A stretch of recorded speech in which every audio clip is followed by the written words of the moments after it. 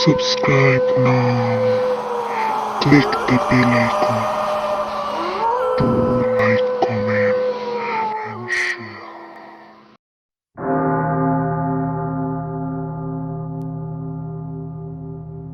Hello viewers, আমি লামিয়া আপনাদের স্বাগতম জানাচ্ছি মিডনাইট স্টোরি পিএসবি চ্যানেলে।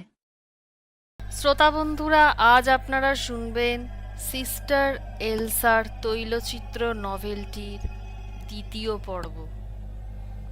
গল্প শুরুর আগে নতুন অডিয়েন্সদের কাছে রিকোয়েস্ট, যারা এখনও আমাদের পরিবারের সদস্য হননি তারা দয়া করে আমাদের চ্যানেলটিকে সাবস্ক্রাইব করে আমাদের পরিবারের সদস্য হয়ে যান। তো শ্রোতা বন্ধুরা, শুরু করছি এমি ক্রসের লেখা সিস্টার এলসার তৈলচিত্র। আজ পর্ব 2। 1898 সালের সেপ্টেম্বর মাস। সাবধানে চালাও, ক্যারিজের জানলা দিয়ে মুখ বাড়িয়ে ক্যারিজের চালকের উদ্দেশ্যে হেঁকে বলে উঠলেন অ্যান্থনি টোয়েনার। ওর ক্যারিজটা তখন ক্রফোর্ডের প্রায় কাছাকাছি এসে গিয়েছে। পাহাড়ি ধুলো ভরা এবড়ো খেবড়ো পথ ধরে ওদের ক্যারিজটা কোনো মতে তখন ধুঁকতে ধুঁকতে এগিয়ে চলেছে। কি বড় বড় গর্ত রাস্তাটায়! বিরক্তিতে নাক মুখ কুঁচকে বলে উঠলেন টোয়েনার। চালকের উদ্দেশ্যে বলে উঠলেন, তুমি একটু দেখে গাড়ি চালাতে পারছো না, যাতে রাস্তার বড় বড় গর্তগুলো এড়ানো যেতে পারে? উত্তরে কোচোয়ান লোকটি বলল, সরি স্যার, আমি যথাসম্ভব চেষ্টা করছি গাড়িটাকে ঠিকভাবে এগিয়ে নিয়ে যাওয়ার। বিড়বিড় করে অ্যান্থনি টোয়েনার এবার বললেন, সেই চেষ্টাই করো। তারপর ক্যারিজের ভেতরের দেওয়ালের গায়ে হেলান দিয়ে বসলেন। সঙ্গে রয়েছে তার একটি বড় সুটকেস। লন্ডন থেকে এই সুদূর ক্রফোর্ডে আসার সময় যাত্রাপথে বেদম ঝাঁকানি মাকানি খেয়েছে তার সুটকেসটা। যা বিচ্ছিরি রাস্তা! এখানকার বাসিন্দারা দিনের পর দিন, বছরের পর বছর কি করে এই রাস্তায় চলাচল করে আসছে তা ভগবান জানে। রাস্তা না খানা! তবু কোচোয়ান বলছে সে যথাসম্ভব চেষ্টা করছে গাড়িটাকে ভালোভাবে চালিয়ে নিয়ে যাবার। একেই বলে স্পিরিট। যা প্রায় অসম্ভব তাকেই প্রায় সম্ভব করে তোলার প্রয়াস চালাচ্ছে ও। ভাবনার মাঝেই এবার ক্যারিজটা এত জোরে হোঁচট খেয়ে একদিকে কাত হয়ে গেল যে টোয়েনার তার পাশে রাখা সুটকেসের উপর সজোরে হুমড়ি খেয়ে পড়লেন। মুখটা এত জোরে ঠোক্কর খেলো যে তার দাঁতের দাঁত ঠোকাঠুকি খেয়ে গেল। কোচোয়ান তার কোচ বাক্স থেকেই হেঁড়ে গলায় চেঁচিয়ে বলল, ইয়ে, দুঃখিত স্যার, তবে ওই দেখুন, ওই এসে গিয়েছে আপনার ঠিকানা। অ্যান্থনি টোয়েনারের ক্যারিজটা শেষমেশ তার গন্তব্যে এসে পৌঁছল। কোচবাক্স থেকে নেমে এসে কোচোয়ান গাড়ির দরজা খুলে এক পাশে সরে দাঁড়ালো। গাড়ি থেকে নেমে চারপাশটা দেখে একেবারেই দমে গেলেন অ্যান্থনি টোয়েনার। আশপাশটায় চোখ বোলাতে বোলাতে আপনা থেকেই তার মুখ দিয়ে বেরিয়ে এলো, এই তাহলে ক্রফোর্ড টাউন! এত রুক্ষ শুষ্ক! ক্রফোর্ড টাউনটার প্রাকৃতিক পরিবেশ যে রুক্ষ শুষ্ক সে কথা এখানে আসার আগেই জানতেন অ্যান্থনি টোয়েনার, কিন্তু এতটা রূপরসহীন যে কোনো জায়গা হতে পারে তা আন্দাজেও ছিল না টোয়েনারের। কোচোয়ানের দিকে চেয়ে তিনি এবার বলে উঠলেন, কিন্তু এটা কোথায় গাড়ি থামিয়েছ? তারপরেই নাক মুখ কুঁচকে বলে উঠলেন, আর এই গন্ধটা কিসের তখন থেকে নাকে ভেসে আসছে? টোয়েনারের ক্যারিজটা ইতিমধ্যে পাহাড়ের মাথাটা অতিক্রম করে আসার সময় একটা পুরনো কারখানাকে পেছনে ফেলে এসেছে। কারখানার চিমনি দিয়ে বিষাক্ত কালো ধোঁয়া নির্গত হতে দেখেছেন টোয়েনার। এখানকার মানুষজন নিশ্চয়ই খুব গরিব। লন্ডনে থাকতে ওখানেও গরিব গুরবো দেখেছেন তিনি, কিন্তু এখানকার অবস্থা নিশ্চয়ই তাদের চেয়েও খারাপ হবে। যে দু একজন লোক আশপাশ দিয়ে চলে গেল তাদের দেখে সেরকমই মনে হলো। মনের ভাবটা প্রকাশই করে ফেললেন টোয়েনার। যাচ্ছে তাই জায়গা।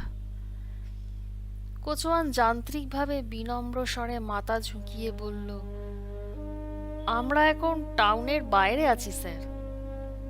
এই বলে কাছের পাহাড়টার দিকে তর্জনী তুলে বলল, মানে ওই দেখুন স্যার, ওই যে পাহাড়টা দেখছেন আর তার নিচ দিয়ে রাস্তাটা, ওই রাস্তাটা সোজা 1 মাইলটা হাঁটলেই সমুদ্র বন্দরটা দেখতে পাবেন। হ্যাঁ, চিন্তার কিছু নেই, শহরের নৌসেনা কর্মীরা টহল দেয় রাতে ওদিকটায়, ওরা খুব হেল্পফুল। টোয়েনার বললেন, বেশ বুঝলাম। আর আমার ওল্ড বটল পাবটা কোথায়, যেখানে আমার থাকার ব্যবস্থা হয়ে আছে? এই তো সামনেই তো।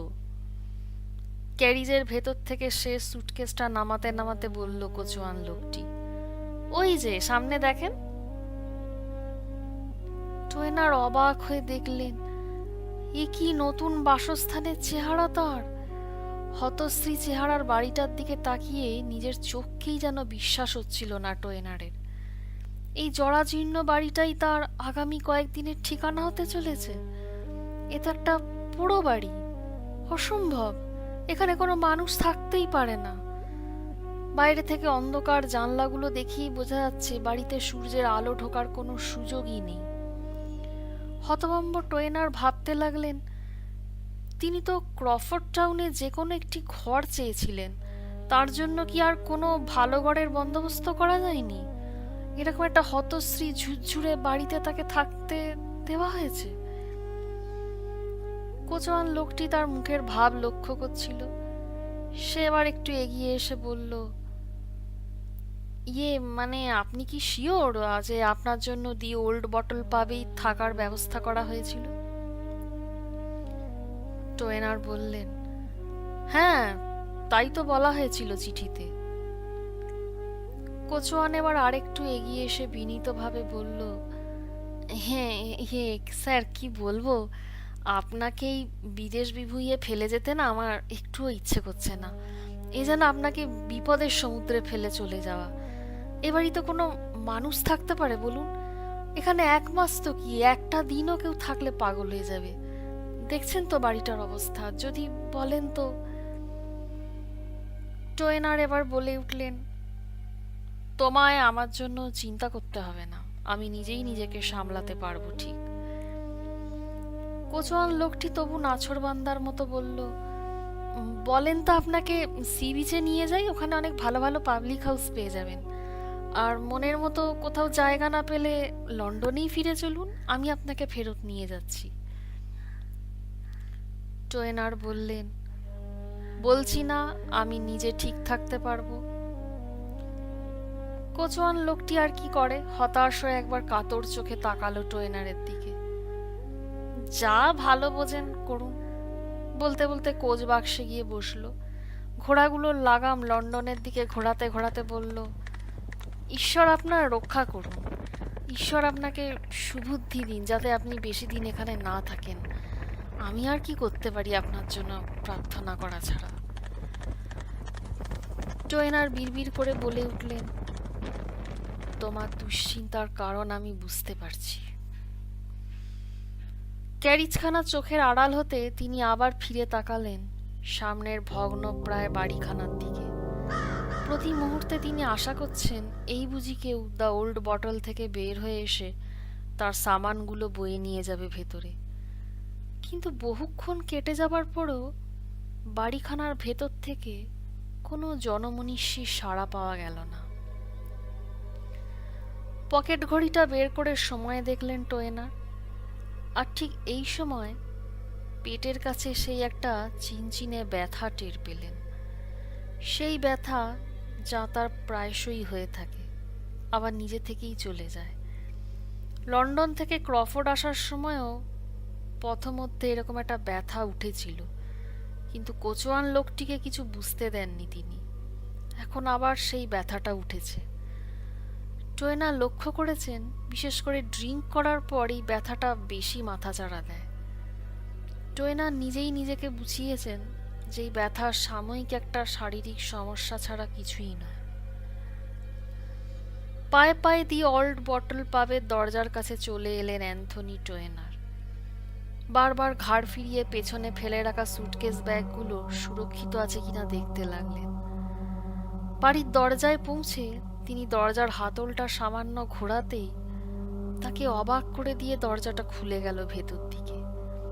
সামনেই একটা বার এরিয়া, কিন্তু ঘুটঘুটে অন্ধকার। টয়নার এদিক ওদিক টালুমালু দেখতে দেখতে নিঃশব্দে ভেতরে পা রাখলেন। ততক্ষণে অন্ধকারে তার দৃষ্টি সয়ে এসেছে। তিনি দেখলেন বার এরিয়ায় কতগুলো চেয়ার টেবিল এদিক ওদিক পড়ে রয়েছে ইতস্তত, কিন্তু কোথাও কোনো লোকজন নজরে পড়ল না। টয়নার এবার গলা তুলে ডেকে উঠলেন, হ্যালো, কেউ আছেন? তিনি ভাবলেন এরপর নিশ্চয়ই কেউ না কেউ তার ডাকে সাড়া দেবে বা এগিয়ে আসবে, কিন্তু 1 মিনিট কেটে গেলেও কেউ এলো না, কারোর সাড়া পাওয়া গেল না। সেই একই রকম কবরের মতো নিস্তব্ধতা বিরাজ করতে লাগলো। হঠাৎ এই সময় খুব কাছেই কোথাও থেকে কলকল করে কুলকুচি করার মতো একটা শব্দ শোনা গেল। মনে হলো শব্দটা যেন বাইরে থেকে আসছে।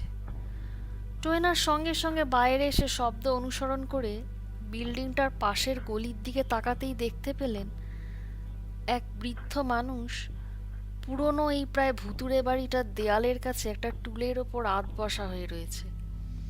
মনে হলো বৃদ্ধটি অনেকক্ষণ এখানেই বসেছিল, এখন সবে উঠে দাঁড়াবার চেষ্টা করছে। টয়নার বৃদ্ধটিকে উদ্দেশ্য করে একটু গলা তুলে জিজ্ঞেস করলেন, আচ্ছা মশাই, এই বাড়ির মালিক বা মালকিনকে কোথায় পাবো বলতে পারবেন? কাউকে তো দেখছি না ভেতরে, অনেক ডাকলাম কেউ সাড়া দিল না। মালিককে কোথায় পাবো বলতে পারেন?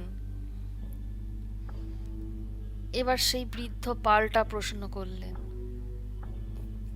কি কি চান আপনি?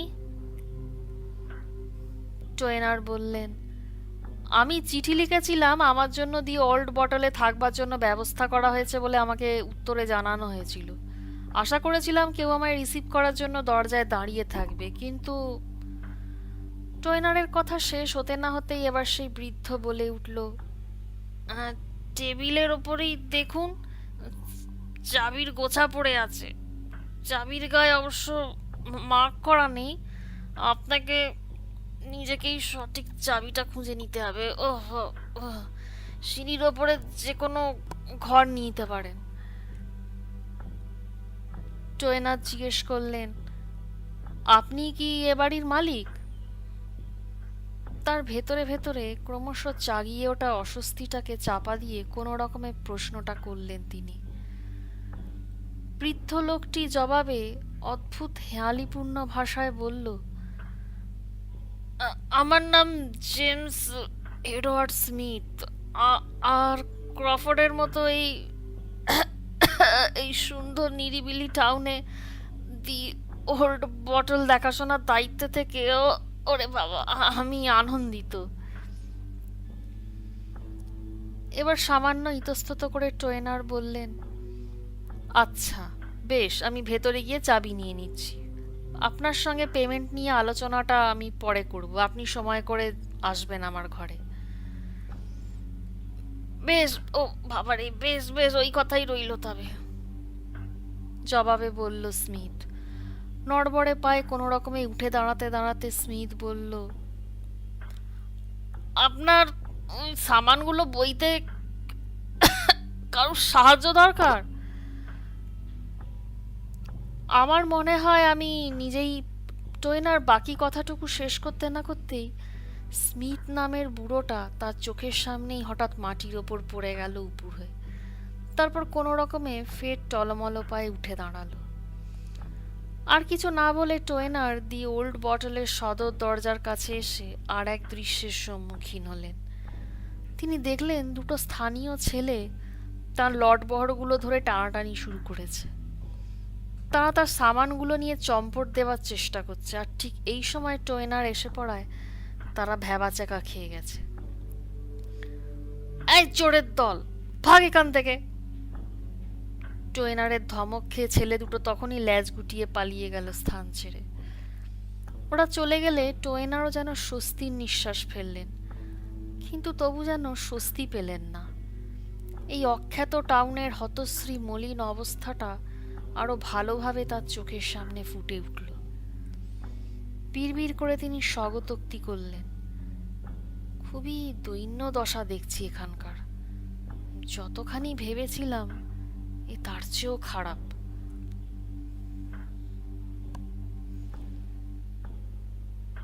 শ্রোতা বন্ধুরা, এই পর্বটি এখানেই সমাপ্ত। আগামী পর্ব নিয়ে আমি খুব শিগগিরই আসি। আপনাদের আমাদের চ্যানেল ভালো লাগলে দয়া করে আমাদের চ্যানেলটিকে সাবস্ক্রাইব করবেন, লাইক করবেন, কমেন্ট দিয়ে নিজেদের মতামত দেবেন। ধন্যবাদ। গল্পটি শোনার জন্য আপনাদের সবাইকে অসংখ্য ধন্যবাদ। পরবর্তী পর্ব পেতে অবশ্যই আমাদের চ্যানেলটি সাবস্ক্রাইব করুন এবং বেল আইকনটি ক্লিক করুন। গল্পটি ভালো লাগলে অবশ্যই ভিডিওটিতে লাইক ও কমেন্ট করে জানাবেন। শুভরাত্রি।